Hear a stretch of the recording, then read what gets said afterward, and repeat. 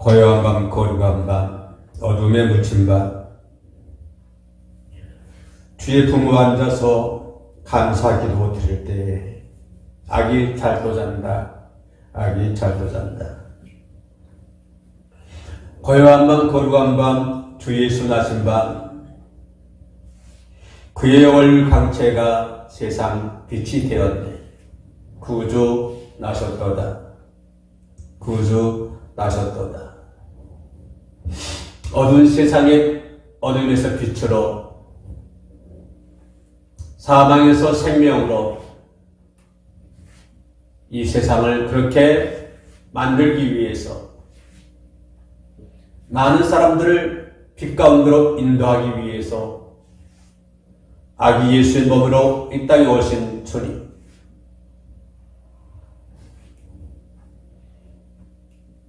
별을 보고 찾아와 꿇어 엎드려 경배했던 동방의 박사들, 그 수많은 인류 가운데서도, 그 많은 사람들 가운데서 특별히 선택받은 동방의 박사들, 별을 보고 찾아와서 아기 예수 앞에 무릎을 꿇고 보배함을 열어 바쳤던 동방의 박사들의 모습, 오늘 저와 여러분들의 모습이 바로 그 모습이 되어야 될 줄로 믿습니다. 오늘 저와 여러분들의 모습이 그 모습이 되었기에 오늘 우리는 이같이 하나님께 예배를 드리고 아기 예수 탄생하실 것을 축하하며 코로나19로 한 무서운 질병 가운데서도 우리는 성탄 때문에 기뻐하며 노래하며 찬양하며 이 시간도 아버지 앞에 예배를 드리는 것입니다. 참으로 아름다운 성탄의 아침입니다. 저는 매년 찬양 성탄이 되면 고요한 밤, 거룩한 밤 찬양을 올립니다. 그러나 올해만큼 더 뜨거운 마음과 뜨거운 열정으로 눈물을 흘리며 이 찬양을 불러보기는 또한 드문 것 같습니다. 왜냐하면 많은 사람들이 힘들어하고 있습니다. 많은 사람들이 코로나19로 하는 바이러스 때문에, 질병 때문에 바깥 출입도 자제하며 가정은 소중한 사람들과 만남도 멀리하면서 지금 살아가고 있습니다. 바로 이럴 때 이 많은 사람들에게 위로가 되고 위안이 줄 수 있는 것은 바로 우리 주 예수 그리스도이기 때문입니다. 바로 그런 사람들에게 빛이 되기 위해서, 그런 사람들에게 위로가 되기 위해서 예수님은 이 땅에 오셨다고 하는 사실입니다. 그 위대하고 높으신 하늘의 보좌를 버리시고, 그 영광스러운 그 보좌를 버리시고 창조할 때 그 자리에 계셨던 주님, 하나님께서 인간을 창조하실 때 우리가 라고 말씀한 걸 보면 복수형입니다. 그 자리에 하나님이 천지 만물을 창조할 때 그 자리에 성부와 성자와 성령이 함께 계셨던 것입니다. 바로 그 삼위중에 성자 되신 예수께서 그 높고 위대한 하늘의 보좌를 버리시고 낮고 험악한 이 땅에 오셔서 많은 사람들의 고통과 괴로움 속에 있는 사람들을 환희의 빛으로, 기쁨의 세계로 이끌기 위해서, 그리고 더 나아가 한 걸음 더 들어가 구원의 세계로 우리를 이끌기 위해서 이 땅에 아기의 몸으로 이 땅에 오셨습니다. 참으로 아름다운 성탄절 아침입니다. 좋으신 주님의 은총과 좋으신 주님의 평화가 우리와 함께 하시기를 원합니다. 그리고 이 방송을 시청하는 여러분들과 하나님의 은총과 주님의 은총과 평화가 깃들기를 원합니다. 한 걸음 더 들어가 이 나라 이 민족에 하나님의 은총과 하나님의 평화가 넘치기를 원합니다. 저 예수 그리스도의 십자가를 못 박았던 그 사람들에게도, 그리고 바깥 어둠에서 헤매고 있는 저 사람들에게도 하나님의 은총과 하나님의 평화가 깃들기를 원합니다. 그리고 그 수많은 사람들이 코로나19로 하는 무서운 질병 때문에 세상을 떠나갔습니다. 전 세계적으로 따르면 얼마인지 숫자도 가늠하기 어렵습니다. 세상을 떠난 사람들, 그리고 그 가족들, 지금도 코로나19 때문에 고통과 괴로움 속에서 치료받고 있는 사람들, 또는 격리되어 있는 사람들, 모든 의료진들, 그리고 빠르속히 코로나19를 물리치기 위해서 힘쓰고 애쓰고 있는 정치인들, 바로 그런 모든 사람들에게 하나님의 은총과 하나님의 평화가 깃들기를 원합니다. 왜냐하면 하나님의 은총과 하나님의 평화를 주시기 위해서 예수님은 이 땅에 오셨기 때문에 그렇습니다. 지금 우리들의 마음을 사로잡게 있는 것이 무엇입니까? 지금 이 나라 인족 안에 살고 있는 모든 사람들의 마음을 사로잡고 있는 것이 무엇입니까? 그리고 이 방송을 시청하고 있는 당신의 마음을 사로잡고 있는 것이 무엇입니까? 이루 헤아릴 수 없을 것입니다. 내 마음을 사로잡고 있는 것들이 너무나 많이 있음을 고백합니다. 세상의 환경이 나를 사로잡고 있습니다. 세상의 모든 역경들이 나를 사로잡고 있습니다. 내 삶의 모든 영역들이 나를 편안하게 놔두지를 못합니다. 내 마음을, 내 삶의 영역이 나를 붙잡고 있습니다. 내 마음을 사로잡고 있습니다. 지금 이 순간에 세상의 모든 사람들의 마음을 사로잡고 있는 것이 무엇이겠습니까? 그리고 오늘 저와 여러분들의 마음을 사로잡고 있는 것이 무엇이겠습니까? 그러나 그것이 무엇인지 간에 여러분의 마음을, 우리의 마음을 사로잡고 있는 것이 너무 크고 너무 크다고 할지라도, 내가 감당할 수 없는 그런 어떠한 큰 것이라 할지라도, 그러나 이 순간만큼은 우리는 한껏 기뻐해야 될 줄로 믿습니다. 왜냐하면 그 문제를 해결해 주시기 위해서 우리 주님 예수님 이 땅에 오셨기 때문에 그렇습니다. 내가 눈물 나는 삶의 연속이라 할지라도, 내가 고통받는 삶의 연속이라 할지라도, 그래도 이 순간만큼은 우리 서로 기뻐해야 되지 않겠습니까? 왜냐하면 예수 그리스도가 오셨기 때문에 그렇습니다. 마태복음 1장 23절에서 예수님을 임마누엘로 표현하고 있습니다. 하나님이 우리와 함께 한다고 하는 사실입니다. 하나님이 우리와 함께 하십니다. 내가 아무리 어려운 처지에 있다 할지라도, 내가 아무리 깊고 깊은 수렁에 빠졌다고 할지라도, 그럼에도 불구하고 하나님은 나와 함께 하고 계신다고 하는 이 사실 앞에 우리는 무릎을 꿇어야 되는 것입니다. 그리고 그 주님을 찬양해야 되는 것입니다. 그리고 그 하나님께 예배 드려야 되는 것입니다. 임마누엘 하나님이 함께 한다고 하는 사실, 하나님이 함께 한다는 사실을 내 고통 속에 빠져오지 않냐면 하나님이 나와 함께 한다는 사실을 잘 이해하지 못합니다. 내가 외롭고 내가 쓸쓸하고 내가 두려움을 겪어보지 않는 사람들은 하나님이 나와 함께 한다고 하는 사실을 잘 인정하려 하지는 않습니다. 그리고 그 말이 나와 상관없는 저 멀리 있는 사람들, 그리고 저 멀찌감치 들려오는 소리에 불과합니다. 내 귀에 들릴까 말까 그 정도 소리에 불과하게 되는 것입니다. 그러나 깊은 두려움과 깊은 슬픔과 깊은 쓸쓸함에 빠져있는 사람들은, 그 깊은 그런 상황 속에 빠져있는 사람들은 하나님 나와 함께 한다고 이 한마디가 그 사람을 살게 만드는 것입니다. 그 사람을 회복시키게 되는 것입니다. 그 사람에게 위로가 되고 그 사람에게 위안이 되는 것이며, 그로 인해서 그는 소망을 안고 소망을 품고 다시 일어설 수 있는 힘이 생기는 것입니다. 하나님이 우리와 함께 하십니다. 누가복음 2장 10절에서 이렇게 표현하고 있습니다. 들에서 양을 치는 목자들에게 들려온 천사들의 노래소리를 기억하고 있는데 두려워하지 말아라. 두려워하지 말라. 나는 온 백성에게 큰 기쁨의 소식을 너희에게 전하리라. 누가가 표현하고 있습니다. 아무것도 두려워하지 말라고 하는 것입니다. 여러분의 마음이 어떤 것을 사로잡혀 있든지 간에 혹시 그것이 도저히 당신이 헤어날 수 없는 그런 상황이 있다 할지라도 분명히 주님은 말씀하시기를 두려워하지 말라고 했습니다. 이 두려워하지 말라고 하는 것은 모든 것을 다 포함하고 있습니다. 온 세상을 다 포함하고 있습니다.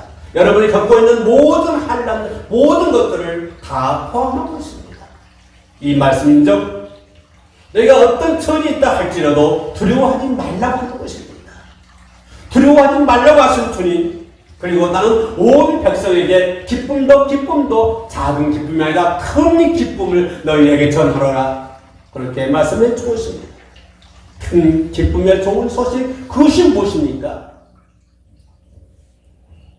나는 온 백성에게 큰 기쁨의 될 소식을 너희에게 전하여 준다. 그 큰 기쁨의 소식이 무엇입니까? 나를 잘사게 만드는 것입니까? 너희가 수렁에서 헤어나는 것을 말합니까?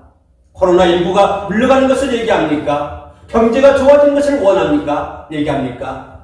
여기서 말하고 있는 큰 기쁨의 좋은 소식이 무엇입니까? 이 큰 기쁨의 좋은 소식이 내게 임해야 되는 것이고, 여러분에게 임해야 되는 것이고, 여러분의 가정에 임해야 되는 것이고, 이 나라 민족에 이 큰 기쁨의 좋은 소식이 들려와야 된다고 하는 사실입니다. 그 큰 기쁨의 소식이 무엇입니까? 그 큰 기쁨의 좋은 소식이 무엇입니까? 바로 예수 그리스도가 이 땅에 오신다고 하는 사실입니다. 아니, 예수 그리스도가 이 땅에 오셨다고 하는 것입니다. 이것이 내 인생의 가장 큰 기쁨의 좋은 소식인 줄로 믿습니다. 이 큰 기쁨의 좋은 소식을 접하고 있으면서도 우리는 두려워하고, 우리는 쓸쓸하고, 우리는 외롭고 그런 상황 속에 있지 않습니까? 바로 예수 그리스도의 이 땅에 오신 것이 가장 좋은 큰 기쁨의 소식이기 때문에 우리는 오늘 이 아침에, 이 성탄의 좋은 이 아침에 우리는 마음껏 기뻐해도 되는 것입니다. 우리는 마음껏 기뻐해야 되는 것입니다. 아니, 오늘뿐만 아니라 영원토록 주님이 재림하시는 그날까지 온 인류가 기뻐해도 된다고 하는 사실입니다. 왜냐하면 평화를 주신 주님이 오셨기 때문에 그렇습니다. 평화라고 하는 것은 전쟁으로 된 것 아닙니다. 연필로도 된 것이 아닙니다. 지금까지 평화를 이루기 위해서 얼마나 많은 전쟁을 했습니까? 얼마나 많은 유명한 학자들이 많았습니까? 얼마나 많은 사상가들, 얼마나 많은 철학자들이 많았습니까? 그러나 세상에는 평화가 왔습니까? 아닙니다. 지금도 한쪽에서는 전쟁을 하고 있습니다. 지금도 한쪽에서는 기근에 헤매고 있습니다. 이 세상에 평화가 왔습니까? 칼이 평화를 가져다 줍니까? 펜이 평화를 가져다 줍니까? 오직 평화를 갖다 주실 분은 우리 주 예수 그리스도 뿐입니다. 우리에게 평화를 주시기 위해서 바로 그 주 예수 그리스도가 오늘 이 땅에 오신 것이 아닙니까? 참으로 아름다운 성탄의 아침입니다. 여러분의 가정에 평화가 깃들기를 원합니다. 우리의 삶 속에 평화가 깃들기를 원합니다. 성탄의 기본적인 정조는 기쁨입니다. 성탄을 하는 것은 기쁨입니다. 그래서 주님 말씀하시기를 항상 기뻐하라고 그랬습니다. 왜냐하면요, 주님이 오셨기 때문입니다. 왜냐하면요, 임마누엘 하나님이 나와 함께 하기 때문에 그렇습니다. 내가 헤어날 수 없는 그 시궁창이 있다 할지라도 하나님이 나와 함께 하시기 때문에 나는 주님을 하늘을 향하여, 하나님을 향하여 찬양할 수가 있습니다. 바울과 실라가 깊은 감옥 속에서 찬양했던 것처럼 말입니다. 그 깊은 감옥에서도 찬양할 수 있었던 그것은 왜입니까? 그는 하나님이 함께 하기 때문에 그렇습니다. 임마누엘 예수이기 때문에 그렇습니다. 하나님이 나와 함께 하시기 때문에 그 감옥에서도 그는 찬양할 수가 있었습니다. 하나님이 나와 함께 하시기 때문에 예수님의 제자들은 복음을 전하다가 십자가를 질 수가 있었습니다. 나는 칼에 맞아 죽었습니다. 또는 먹을 매어 얽매임을 당해서 죽기도 하였습니다. 모두가 전부 신교했습니다. 우리 선배 성도님들이 많은 사람들이 신교했습니다. 이 나라 이민족 이 재단도 피로 만들어진 재단입니다. 얼마나 우리 많은 선배 성도들이 이 재단을 지키기 위해서 신교를 당했습니까? 그 숫자를 헤아릴 수가 없는 것입니다. 한국교회 재단은 피로 얼룩진 재단이요, 한국교회 재단은 피로 만들어진, 순교의 피로 만들어진 그러한 재단입니다. 왜 그들은 순교했을까요? 왜 그들은 그 길을 마다하지 않고 그 길을 걸어갔을까요? 그들은 임마누엘 예수님 하나님이 함께 한다고 하는 이 믿음이 있기 때문에, 이 믿음이 있었기 때문에 그들은 그 길을 걸어갈 수가 있었던 것입니다. 기뻐하는 마음으로, 감사하는 마음으로, 찬양하는 마음으로, 비록 그 길이 순교의 길이라 할지라도, 내 목숨을 잃어버린 그 길이라 할지라도 그들은 그 길을 마다하지 않고 묵묵히 그 길을 걸어갔던 사람들. 신교자들이여, 그들은 왜 당신은 그 길로만 가야 했습니까? 라고 질문한다고 한다면, 그들은 모두 한결같이 하나님이 나와 함께 하시기 때문에 그랬노라고 대답할 것입니다. 정탄의 교훈적인 정조는 기쁨입니다. 비록 순교의 길을 걸어가면서도 그들은 기쁨으로 찬양하며 그 길을 걸어갔을 것입니다. 바울과 신라가 내일 아침 되면 죽을지도 모르는 그런 환경 속에서도 그들은 찬양할 수 있었던 것은 하나님이 함께 하고 있다고 하는 것입니다. 요한은 예수님을 참 빛이라고 얘기했습니다. 요한복음 1장 9절의 말씀입니다. 어둠을 지극하던 시대가 아니라면 빛이란 은유가 잘 이해를 못할 것입니다. 캄캄함이 없는 새에 빛이라고 캄캄함이 없다고 한다면 빛은 잘 할 수가 없습니다. 어둠에서 빛으로 어두운 이 세상에서 빛 대신 주님이 오셔서 온 세상을 밝혀주실 줄로 믿습니다. 어두웠던 이 세상을 빛으로 오신 주님, 그 빛 때문에 죄악이 물러가고 사탄 마귀가 물러가고 주님의 세계가 이루어지는 것입니다. 우리들의 마음에, 그리고 여러분의 마음에 주님의 세계가 이루어질 줄로 믿습니다. 왜냐하면 주님은 빛 되시기 때문에 그렇습니다. 빛 되신 주님이시여, 이 땅에 오셔서, 그리고 내 마음속에 오셔서 내 마음을 환하게 비춰주옵소서.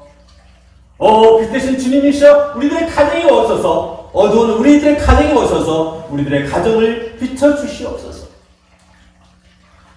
빛 되신 예수여, 이 땅에 오셔서 온 세상을 밝혀 주옵소서.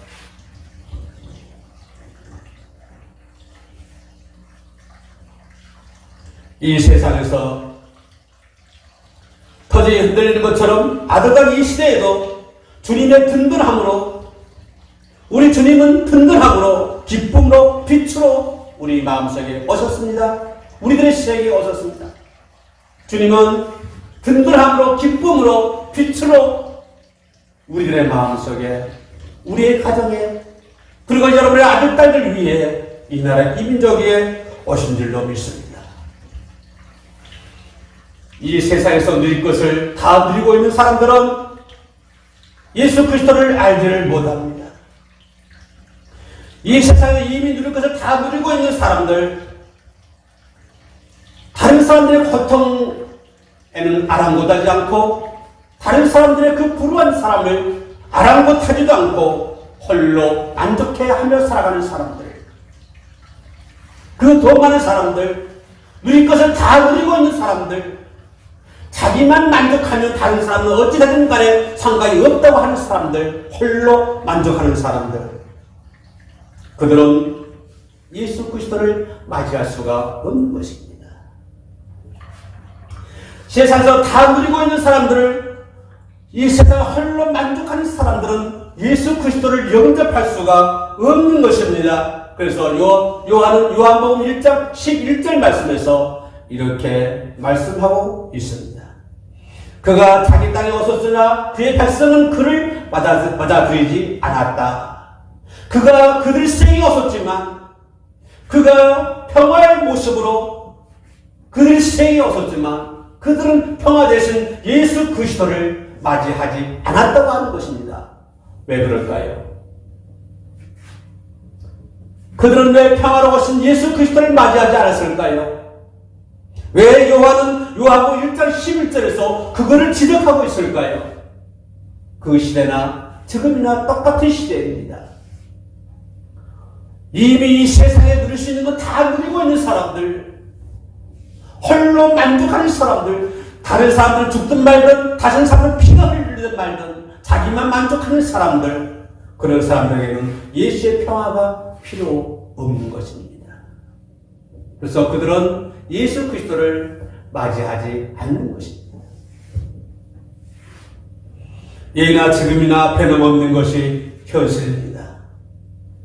연약한 자의 모습으로 있다는 것은 주님을 영접하는 순간에, 주님을 맞이하는 그 순간에 우리 속에 있는 거친 폭력적인 것 전부 다 쓰러지게 될 줄로 믿습니다. 내 속에 있는 더럽고 초라한 것들 전부 다 영광로 속에 던져버릴 줄로 믿습니다. 결론 갑니다. 오늘 본문은 바벨론에 있던 그런 포로로 잡혀갔던 사람들이 바벨론에서 70년 동안 포로 생활을 하고 해방이 돼서 고국에 돌아왔습니다.